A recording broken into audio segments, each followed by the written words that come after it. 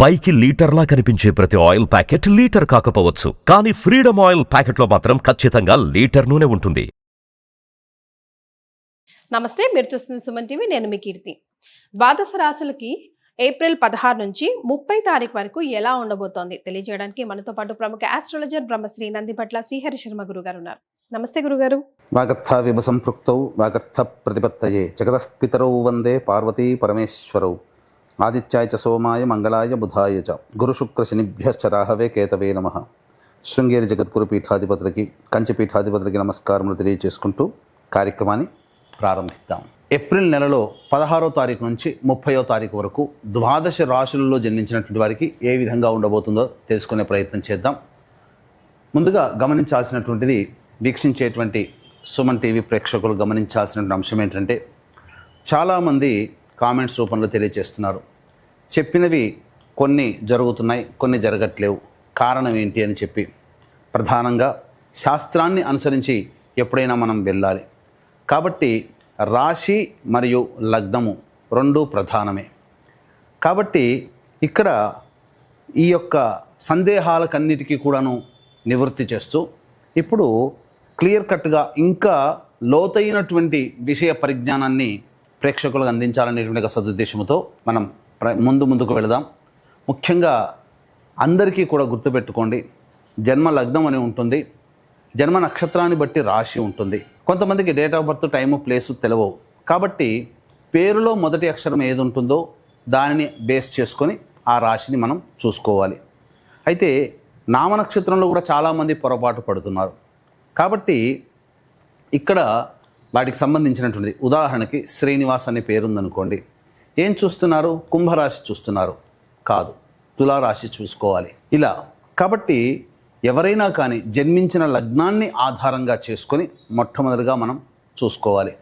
జన్మ లగ్నం తెలియని వాళ్ళు కనీసం రాశి నుంచి చూసుకోవాలి. ఈ జన్మలగ్నము రాశి రెండూ తెలియనటువంటి వాళ్ళు నామ నక్షత్రం మీదుగా చూసుకోవాలనేటువంటిది విషయాన్ని ప్రేక్షకులకు తెలియజేస్తున్నాను. కాబట్టి ఈ పట్టు నుంచి మనము లగ్నాన్ని బేస్ చేసుకొని మరియు రాశిని బేస్ చేసుకునే విధంగా తెలియజేసుకునే ప్రయత్నం చేద్దాం.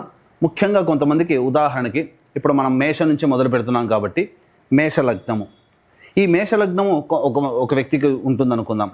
అదే మేష లగ్నంలో జన్మించినటువంటి వ్యక్తికి కన్యా రాశి, మరి ఏ రాశి ఫలాలు చూసుకోవాలి అనేటువంటి సందేహం కూడా కలుగుతుంది. కాబట్టి ఇక్కడ నివృత్తి చూస్తూ మొట్టమొదటిగా లగ్నమే ప్రధానం కాబట్టి ఎవరు ఏ లగ్నంలో జన్మించారో ఆ లగ్నాన్ని బేస్ చేసుకునే పరిహారాలు చూసుకుంటే మీకు ఖచ్చితంగా అన్నీ సరిపోతాయి. అది గుర్తుపెట్టుకోండి. లగ్నము తెలియని వాళ్ళు అప్పుడు రాశి చూసుకోవాలి. అంటే ఒకరిది మేషలగ్నం అయి ఉండి కన్యా రాశి అయితే లగ్నాన్ని మేషలగ్నంగానే ప్రధానంగా చూసుకొని ఫలితాలు బేరీజ్ వేసుకోవాలి. లేదు కన్యా రాశి అనుకున్నప్పుడు లగ్నం తెలియనప్పుడు కన్యా రాశి నుంచి చూసుకుంటే 40% వరకు మ్యాచ్ అవుతాయి. లగ్నం నుంచి చూసుకుంటే 60 to 70% వరకు మనం చెప్పేటువంటి విషయాలు మ్యాచ్ అవుతాయనేటువంటి విషయాన్ని గమనించుకోగల ప్రార్థన. ఇక వివరాల్లోకి వెళ్ళినట్లయితే, ప్రధానంగా ఈ యొక్క 12 రాశుల్లో జన్మించినటువంటి వారికి ఏ విధంగా ఉండబోతుందో తెలుసుకునే ముందు గ్రహ సంచారం తెలుసుకుందాం. మేషంలో రవి మరియు వృషభంలో గురువు, కర్కాటకంలో కుజువు, కన్యలో కేతువు, అలాగే మీనంలో బుధ, శుక్ర, శని, రాహు గ్రహాలు. కాబట్టి చాతుర్గ్రహ కూటమి 30వ తారీఖు వరకు కూడా ఉండబోతుంది అనే విషయాన్ని గుర్తుపెట్టుకోవాలి. గురుగారు, ఇప్పుడు తులారాశిలో జన్మించిన వారికి ఏప్రిల్ 16 నుంచి 30 తారీఖు వరకు ఎలా ఉంటుందో వివరించండి. ద్వాదశ రాశులు లేదా ద్వాదశ లగ్నాలలో భాగంగా తులారాశి లేదా తులా లగ్నంలో జన్మించినటువంటి వాళ్ళకి ఏప్రిల్ 16వ తారీఖు నుంచి 30వ తారీఖు వరకు ఏ విధంగా ఉండబోతుందో తెలుసుకుందాం. ముఖ్యంగా ఈ యొక్క మాసంలో ఉద్యోగంలో ఉన్నటువంటి వాళ్ళకి ప్రమోషన్స్ ఖచ్చితంగా వచ్చి తీరుతాయి, లేదా అదనపు బాధ్యతలు పెరుగుతాయి. మీ యందు ఎక్స్పెక్టేషన్స్ పెట్టుకున్నటువంటి అధికారుల యొక్క ఆశలని మీరు సక్రమంగా నిర్వహిస్తారు. తద్వారా మీ యొక్క జీవితంలో ఒక మైలురాయిగా ఈ ఏప్రిల్ 3వ వారం 4వ వారం ఉండబోతుంది. కాబట్టి అన్ని విధాలుగా అనుకూలంగా ఉండేటువంటి సమయమే. అయితే ప్రధానంగా ఇక్కడ కుజుడు స్తంభించి ఉండడం, అలాగే రవి కూడాను లగ్నాన్ని అనగా తులా లగ్నంలో జన్మించినటువంటి వాళ్ళకి కానీ తులా రాశిలో జన్మించినటువంటి వాళ్ళకి కానీ వీక్షణ ఉండడం, ఈ కారణం చేత ఇక్కడ కుజుడి యొక్క ప్రభావం ఏంటంటే తీవ్రమైనటువంటి ఒత్తిడి, అంటే మీరు ఊహించకుండా మీ పైన ఎక్కువగా బాధ్యతలు పెరగడం వల్ల కొంత ఒత్తిడికి గురయ్యే అవకాశం ఎక్కువగా గోచరమవుతుంది. మార్కెటింగ్ రంగంలో వ్యాపారంలో ఉన్నటువంటి ఉద్యోగస్తులు ఎవరైతే ఉంటారో వాళ్ళకి కాస్త ఒడిదుడుకులు తప్పవు అని చెప్పవచ్చు.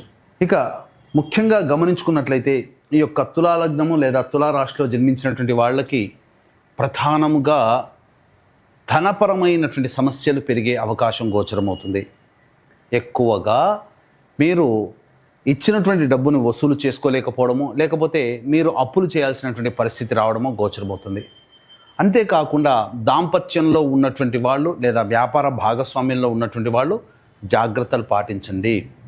ఈ 4వ వారంలో పొరపచ్చాలు వచ్చే అవకాశాలు ఎక్కువగా గోచరమవుతున్నాయని చెప్పవచ్చు.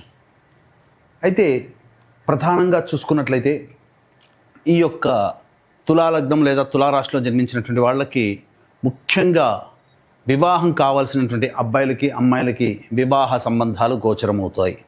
కాబట్టి ప్రయత్నాలు ముందడుగు వేయండి. విద్యార్థులకి అన్ని విధాలుగా అనుకూలంగా ఉండేటువంటి సమయం. కాకపోతే జ్ఞాపక శక్తి తక్కువగా ఉంటుంది కాబట్టి ఎక్కువగా కష్టపడండి. మిగతా అన్ని విధాలుగా అనుకూలంగా ఉంటాయి. మీ ప్రయత్నంలో ఎలాంటి లోటు చేయకండి. జ్ఞాపక శక్తి కోసం దైవానుగ్రహాన్ని పొందే ప్రయత్నం చేయండి. తప్పకుండా విద్యార్థులు సఫలీకృతులు అవుతారని చెప్పవచ్చు.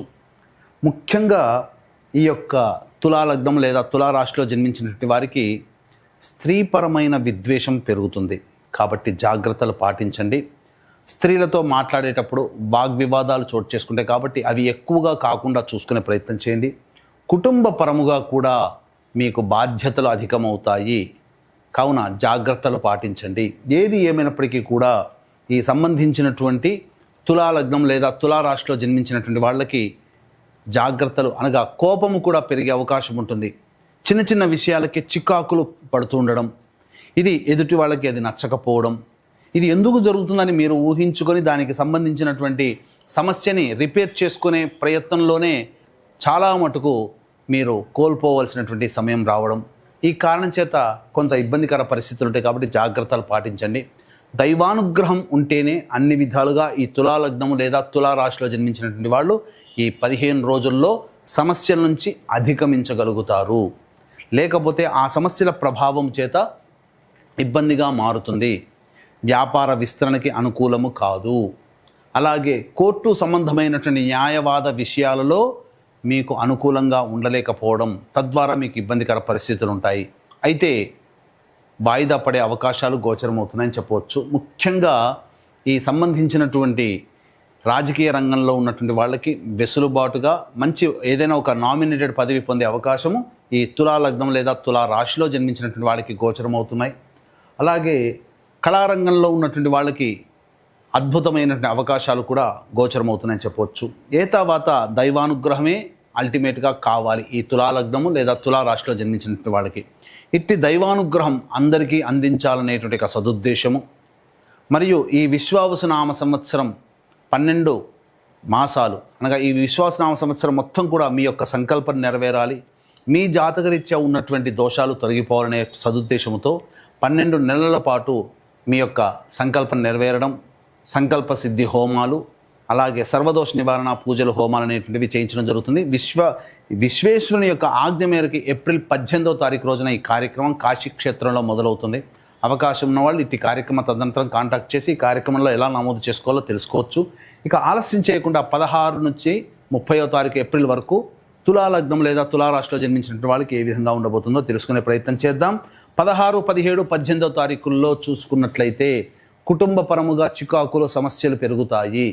మరీ ముఖ్యముగా వాగ్వివాదాలు చోటు చేసుకుంటాయి. ధనపరమైనటువంటి నష్టాలు కూడా గోచరమవుతున్నాయి. కాబట్టి జాగ్రత్తలు పాటించండి. అత్యుత్సాహము ఈ యొక్క రాశి వారికి పనికిరాదని గమనించాలి. ఇక 19, 20వ తారీఖుల్లో ఇతరుల సహాయ సహకారాలతో మీకున్నటువంటి పనులని చక్కబెట్టుకుంటారు. ముఖ్యంగా ధనపరమైనటువంటి సమస్యల్ని తీర్చుకుంటారని చెప్పవచ్చు. కొత్త వ్యక్తుల యొక్క పరిచయం మీకు జీవితంలో మలుపు తీసుకురాబోతుంది. 21, 22, 23, 24 తేదీల్లో మాత్రం జాగ్రత్తలు పాటించాలి. వాహనం నడిపేటప్పుడు జాగ్రత్తలు పాటించండి. అలాగే వాహన మరమ్మతులకి, గృహ మరమ్మతులకి ఎక్కువగా ఖర్చులు అవుతాయి. మరీ ముఖ్యంగా మీ ఆరోగ్యం పట్ల శ్రద్ధ వహించండి. జ్వరము సంబంధించినటువంటి, అలాగే కీళ్ళ సంబంధించినటువంటి వ్యాధులతో ఎక్కువగా ఇబ్బంది పడే అవకాశము గోచరమవుతుంది. ధనపరంగా కూడాను సమస్యలు ఎక్కువగా ఉంటాయి. ధనం కూడా ఖర్చు అవుతుంది. 25, 26, 27, 28 తారీఖుల్లో దంపతుల మధ్య ప్రపంచాలు వచ్చే అవకాశం ఉంటుంది కాబట్టి జాగ్రత్తలు పాటించండి. మరీ ముఖ్యముగా ధనంగా ఉన్నటువంటి సమస్యలు తీరుతాయి, రాని బాకీలు వసూలవుతాయి, అన్ని విధాలుగా ఆనందదాయకంగా ఉంటుంది.